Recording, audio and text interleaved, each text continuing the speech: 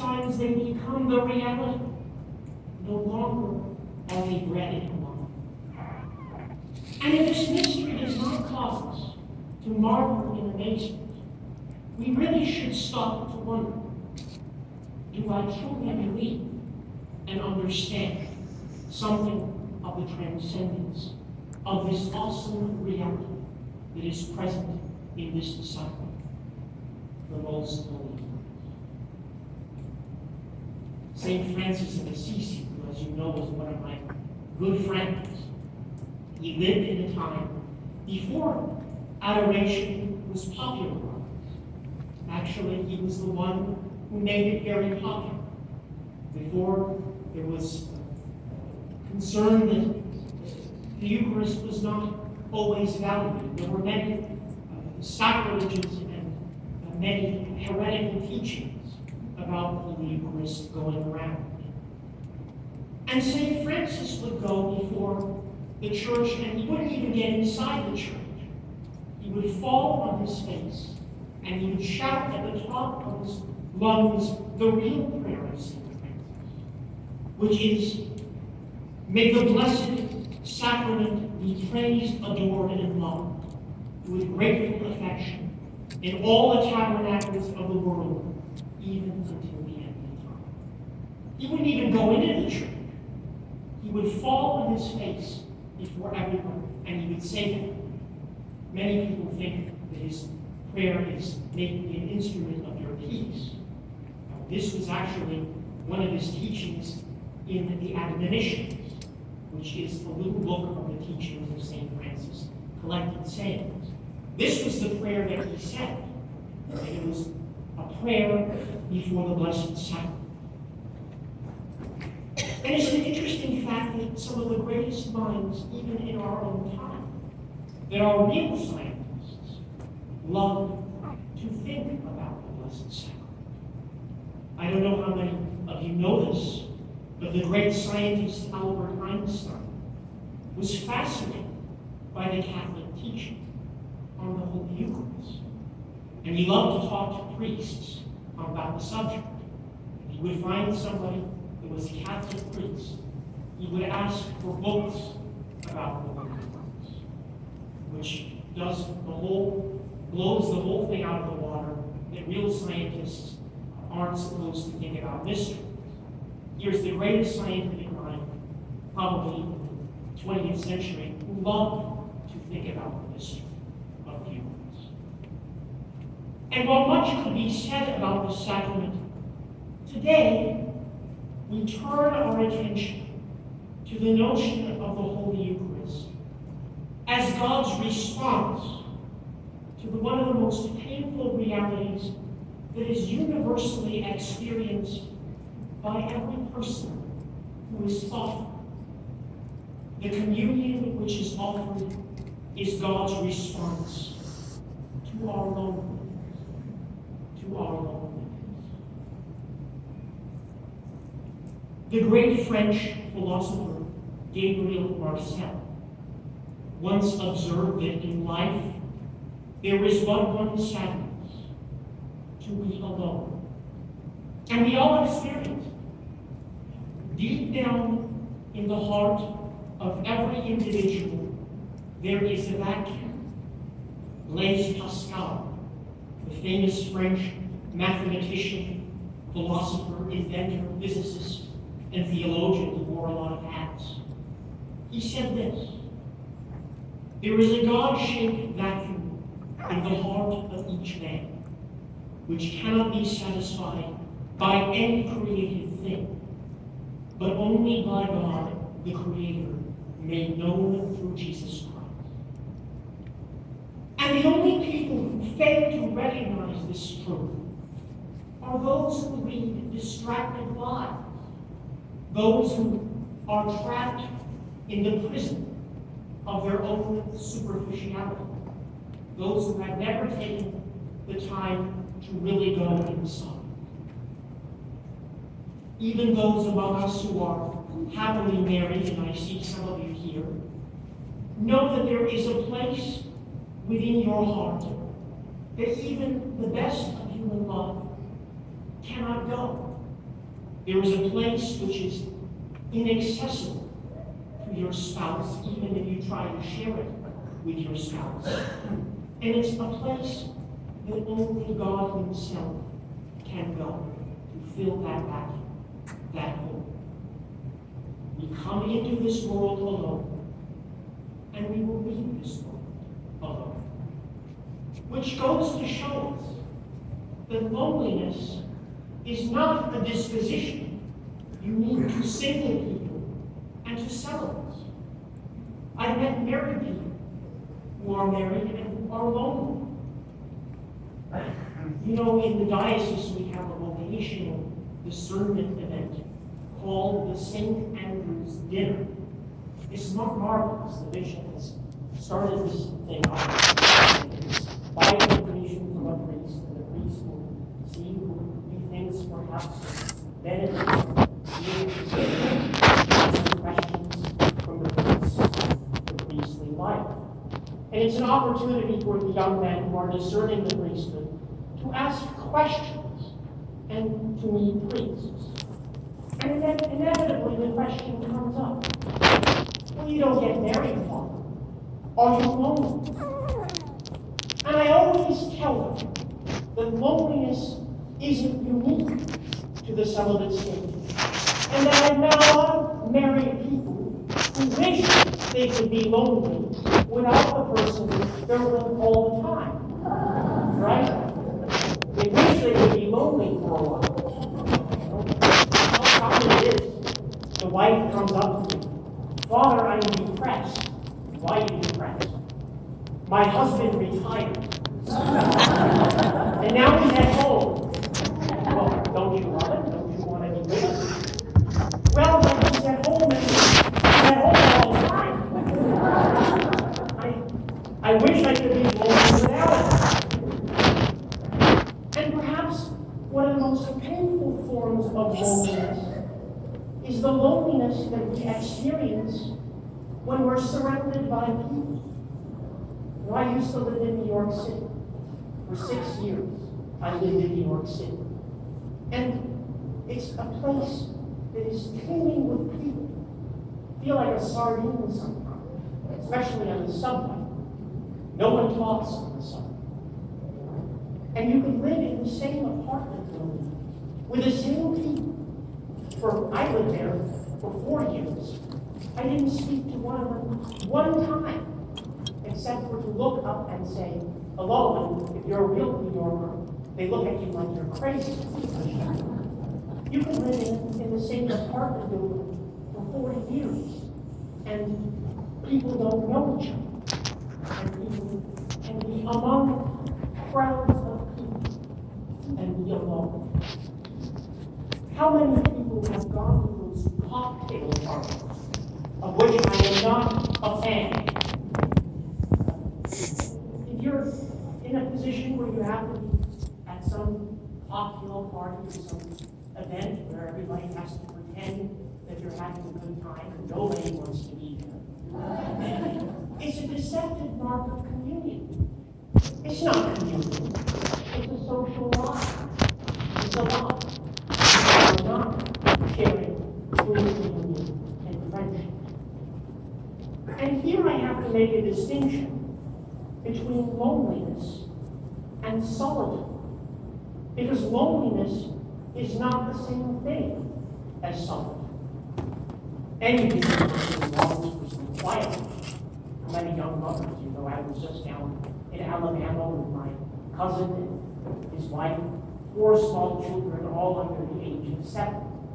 And they tell me, oh, how I would love to have some quiet time. That's not loneliness or solitude. The kind of loneliness I'm talking about is a kind of emptiness and alienation. And this alienation is most painful when we're living in sin. And you know this because we all perhaps live in sin. There is a certain alienation and loneliness when a person lives in sin because they are cut off from God.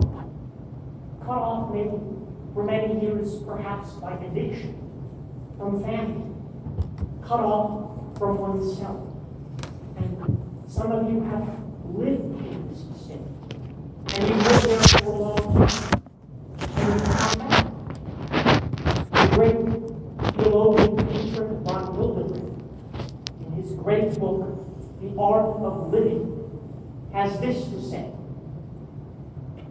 And this is basically a definition of what happens when you're living in sin. If I make myself the absolute center of the universe and see everything and everyone exclusively from the point of view of the possible advantage or disadvantage that they can bring me, and many people live that way, I lock myself up in myself and should not marvel if I find myself in total isolation, if I am alone. In the Divine Comedy, which the poet Dante wrote, he distinguishes between the two forms of isolation. In hell, which is the homeland of isolation, absolute isolation, Dante the poet depicts the heretics as they suffer in absolute loneliness. Each of them is buried in the tomb of his own errors. And there's another loneliness, which is a punishment which consists in being together with other people in a place where there is no love. Remember, you can be lonely with other people. And hell is a place without love. People are there, but their presence is an agitation and an added suffering because it is the presence of another individual which lacks all love. Oh yes, if you've lived for any length of time in the state of sin, the thing that you should remember about this terrible experience is that you are isolated, that you experience a kind of a gripping loneliness. And yet in response to this universal human experience, in response to alienation and to loneliness, we have the life, the example, and the word of Jesus Christ, who went to great lengths to tell us that he would be with us and that we are not alone. You will recall that the last thing that he said to the apostles before the ascension was that he would be with them and that he would not leave them. He says, I will be with you until the end of the world. And how is he with us? How is he with us? He is with us in the most holy Eucharist. And in a few moments we will hear, well, in a few moments, meaning this evening when we have Mass and tomorrow, we will hear the words that he spoke on that terrible night before he died, when he took the bread and the wine. And he says, this is my body. This is my blood. Drink this same cup. Indeed, how blessed we are to receive this most precious of all gifts, the most holy Eucharist. And here I ask the question, what's the response? What's the response?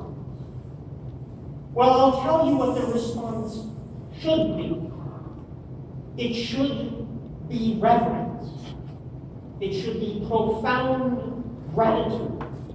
It should be a sense of awe. But is that our response? There's a story that's often told about St. John the 23rd, who was a rather jolly fellow with a round, fluffy face, who went to many events, social events, and deceptive cocktail parties in his job when he had to work for the Vatican. Prior to his appointment as the Holy Father, he had to engage to entertain dignitaries, and he went to many parties as a result. And the story is told about the time that he was seated at his table, and the waitress approached him, and she didn't have much of an outfit on. In fact, she barely had anything on. And he didn't say anything, but at the end of the meal, she offered him dessert. And she came over with a nice tray. You know, some of them were healthy options of fruits, some of them were the regular fare dessert sweets. And he grabbed an apple off the tray, and he gave it to her. She answered him, "Well, what's this for? I thought you were having dessert." Well, he looked at her with a great big smile and with compassion, and he said, "Well, it wasn't until Eve ate the apple that she realized she was naked." She got the point. She barely had anything on. She was coming out of her dress. And men do this too. I'm not picking on the ladies. And I'm kind of preaching to the choir today, you know. But I tell this story because, especially during the summer months, I'm leaving here, so I can't talk about earlier, but I thought about getting a basket of apples, handing them out after Mass. You know, I'm telling the story. I'm sorry to tell you, but there are many parishes, especially the wealthy parishes. You know, the wealthier they are, the less they get dressed for Mass. I remember, you know, one priest saying that in the middle class parishes, they look like they're going to the beach. And in the wealthy parishes, they look like they're coming back from the beach. You know? No reverence for the mysteries of God. What is that reverence? Not to get dressed. The poor get dressed when they go to Mass and offer sacrifice to God. Oh, there are other exterior ways we can show more reverence. Personally, I'm not terribly impressed with the notion of communion in the hand. I go along with it because the church says it's forbidden, and because the Holy Father said it. But, you know, I think it has added very little to our sense of reverence.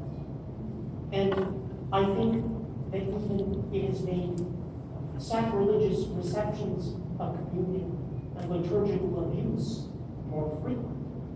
There are videos on YouTube where you can look up, which I don't recommend that you do, but Satanists go to Mass, receive communion, and they put it in their eyes, make little faces like I'm making, in the ultimate irreverence for God. People don't look that they're going to give the communion in the hand, and what are they going to do with it? You find the host in missiles or on the floor or abused in these sacrilegious rites. It has added very little, in my opinion, to reverence for God. And if we really believe that every particle of that host is Jesus Christ, we should be mortified to drop even the most microscopic particles and crumbs. If you want to do an experiment, wear black gloves and receive communion in the hand. And then take the black gloves, put them under the microscope, and what will you see? Particles. How many particles are on the floor of the church? Are we reverent for God? Oh, and some people like to make the point that in the early church they did communion in the hand. And that was probably true. But sometimes, and not very often, we change things and it's an improvement. It's very rare. We have to celebrate things that are actually improved by our church these days. And we have a beautiful picture in our pews of who? St. John Paul II. With Parkinson's, barely able to move, receiving Holy Communion on his knees, helped to kneel by the future Pope Benedict XVI, Mother Teresa would never permit her sisters to receive communion in the hand. And even when she was dying, she would kneel down to receive the Holy Eucharist. So, I could probably get in trouble for this. But you know what? That's okay. I will give communion in the hand because the church permits it. And I'm a good soldier. But I will do it with protest. And you know what? How sad it is that in some churches, people no longer genuine. Not here. But other places I have been, the priest instructs people not to genuine. Perfectly healthy individuals who are capable of doing so have now settled on the vow. It used to be a profound vow, and then it became a head vow, and then the nod. And I'm thinking that the place we're going to go next is the thumbs up. 2 thumbs in the Blessed Sacrament is exposed in the monstrance, and 1 thumb in the tabernacle. I'm not impressed. We have let these things go. These ways to show reverence to God. But what about our interior disposition? Let's turn our heart there this morning. When we come to Mass, are we really present? Am I really present there? I'm not speaking to you, I'm speaking to myself. Are we present there before God? I've met some people who seem to think that they're doing God a favor by being at Mass. And that if things are going wrong in their life, why are things going wrong in my life? Because I'm there. Somehow God owes that everything in my life should go well because I go to Mass. And where is the spirit of reverence that we receive a gift that none of us could ever earn or deserve? Where is that gratitude for God? Perhaps we don't always have it because we've had it very easy. We've never had to suffer. And so we never have had to do without the Eucharist. So we don't perhaps remember what that is like. But permit me to share with you a little story that perhaps some of you have already heard. But it's about an old friend of mine. And it was a woman with great reverence for the Holy Eucharist and for God. And her name was Saint Margaret of Clifford. Margaret's story is quite remarkable, actually, and it's remarkable to say the least. Young Margaret lived in turbulent times in England during the reign of Queen Elizabeth, a queen whose reign was certainly anything but good news for the Catholic Church. In fact, her reign is often referred to by historians as the Elizabethan Terror, and for good reason. She systematically attempted to destroy the Catholic Church. At that time, the English law clearly stated that the Mass was to be outlawed, and the people were subsequently forced to declare allegiance to the Queen's religion. Priests said Mass in hiding. God help anyone who was caught harboring a Catholic priest. And yet Margaret, a Catholic and a mother of 8, retained her faith. She was actually a convert in the midst of this religious persecution, and would oftentimes harbor and hide priests in her home, would offer Mass there in the secret room where the Catholics from the town would gather. Now, one of the authorities decided to search her home, as was common in those times. There were some suspicions because her son, her young son, was often not at the Protestant church service, which is where all the young people are required to be. And when they searched for her, one of the children gave her appeared in private. The world noticed and intimated that the child should reveal what was going on. And so subsequently, the child showed the guard everything. The secret room, the masked pit, you name it, all revealed. And poor Margaret was hauled into the cross. And she was given an ultimatum. Either she could swear an oath on the Bible to renounce the Catholic Church and to promise not to harbor priests or be executed. Now, in these times, execution was done with great brutality. None of this lethal injection, nothing nice. It must be said that it was not just any form of execution, it was very cruel and very gruesome. According to the method, the person was laid naked on a stone floor of an underground cell in the prison with the door laid over them. And on that door, heavy stones were piled. And the weights were piled up until the person was literally pressed to death. The person was crushed in the weight of the stones. And there they were in that corner. Her children were there. They were looking on. She was, according to some, pregnant with a child at that time. One of the stories tells us. And after hearing the sentence, the biographers tell us that she smiled at the judge and she said something quite interesting. Bring me the Bible. Bring me the Bible.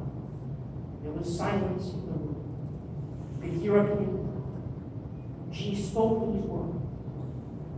I solemnly swear on this holy Bible that should I be released, I will continue to hide priests. I will continue to have Mass offered in my home, because the priest is the only one who can bring us the most holy. Everyone was shocked. Margaret of Clifton, sentenced to death. The judge passed the sentence. And she died on Good Friday, March 25th, 1586. And if you go to the church where she is buried, her body is there, you will see a plaque on which these words are inscribed. To this day, St. Margaret of Clifton, the Pearl of York, she died for the kids. She died for the Mass.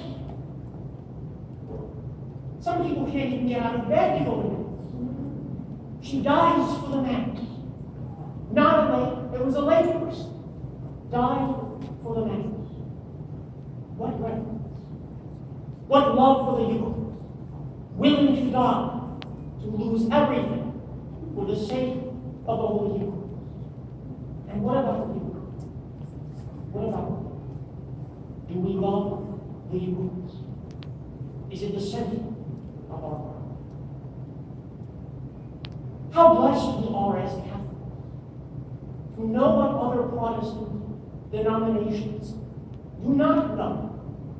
That no matter how badly you feel, no matter what's going on in your life, no matter how isolated and alone and depressed and dejected you are, if you go into the presence of a Catholic church and you see the sanctuary light flickering, there is the presence of Jesus Christ. That we are not alone. That He says to us, I will be with you. I will be with you to the end of the world, until the end of time. And in the gift of this most holy sacrament, we are invited to communion if only we make this holy sacrament the center of our life. And perhaps this great saint will intercede for us before the throne of God in order that we too might love the most holy ones. Love it as if our life depended on it. As if our life depended on it. Because truth be told, it does.